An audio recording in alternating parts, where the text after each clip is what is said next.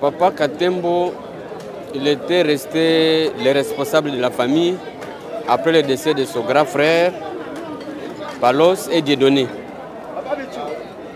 Maintenant, ce départ, c'est comme nous l'avons dit à la messe, c'est vraiment un vide. C'est vraiment un vide qui vient de laisser à la famille. Nous l'appelions Deo Palos, puisqu'il était le représentant de son grand frère. Maintenant qu'il est parti, nous venons de le dire à la langue, nous qui sommes restés, nous devons continuer avec ses œuvres. C'est quelqu'un qui était rassembleur. C'est quelqu'un qui aimait amuser autour de lui. Donc autour de lui ne voulait pas voir les gens tristes. Donc ce départ pour la famille, c'est vraiment un vide. Un vide qu'on va combler difficilement.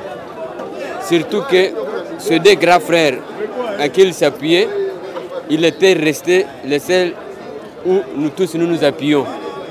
Maintenant qu'il est parti, nous demandons vraiment que ce départ fasse de nous des enfants des mêmes clans qui ne doivent pas se diviser. Donc, Papa Deo Palos, Papa Katembo, Papa Loloako, c'est vraiment quelqu'un qui aimait danser notre danse traditionnelle. Donc nous ne voyons pas famille, quelqu'un qui sera exhibé le pas de danse comme lui. Donc autour de lui, donc on ne faisait que rire. Il y avait des adages là de famille, il rappelait tout le monde, c'est qu'à son grand frère, c'est que son grand a fait pour toute la famille et qu'il était resté le seul qui connaissait encore tout le monde de la famille. Donc ici, nous sommes en train de pleurer une grande icône de la famille Loloako. Maintenant, après lui, comme disons à langue,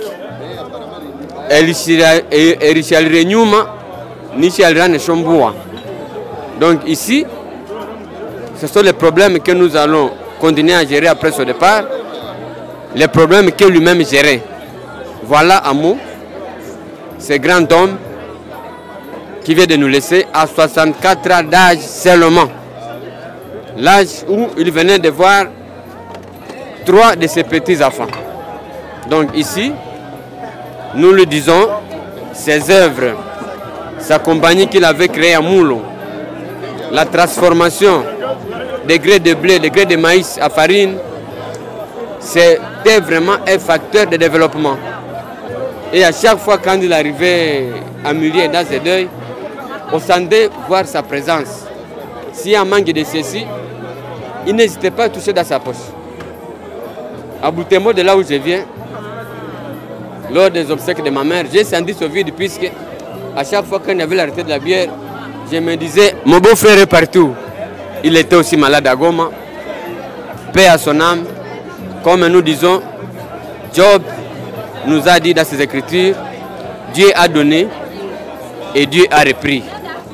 Papa Deo Palos, comme j'aimais t'appeler, Wendem Bolere, Neyuka Yeyo, Ukato Tambolera.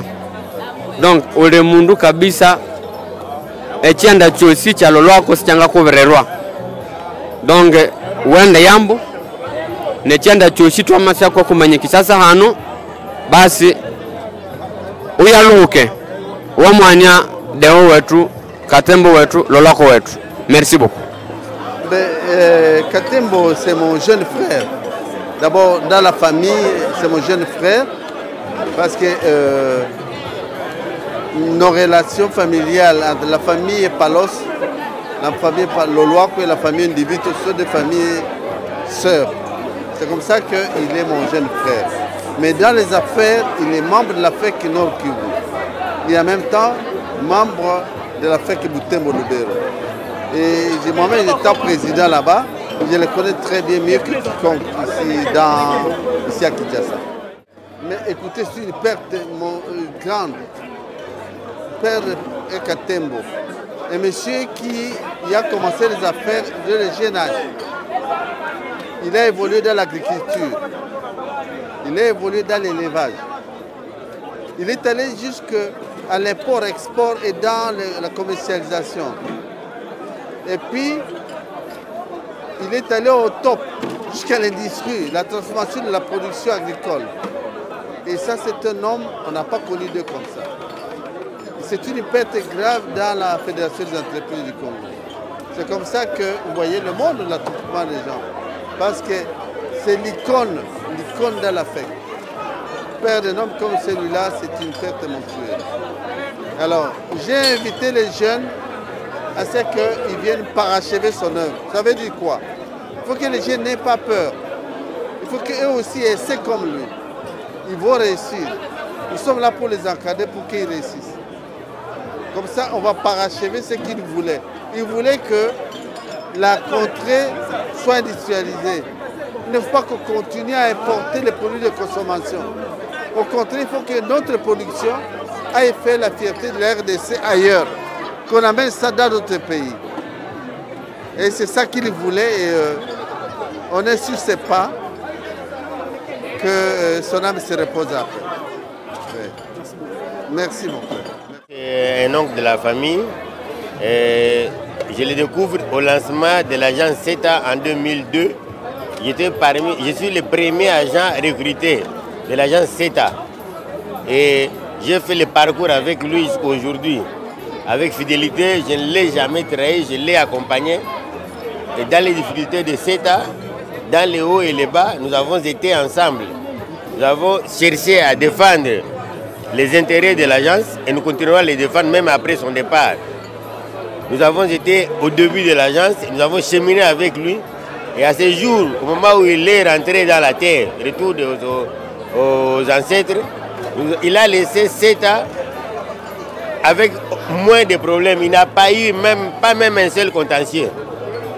Il a laissé CETA opérationnel sur tous les années de la République. Les problèmes qui nous guettaient, qui nous compliquaient davantage, c'était le problème de Lubumbashi.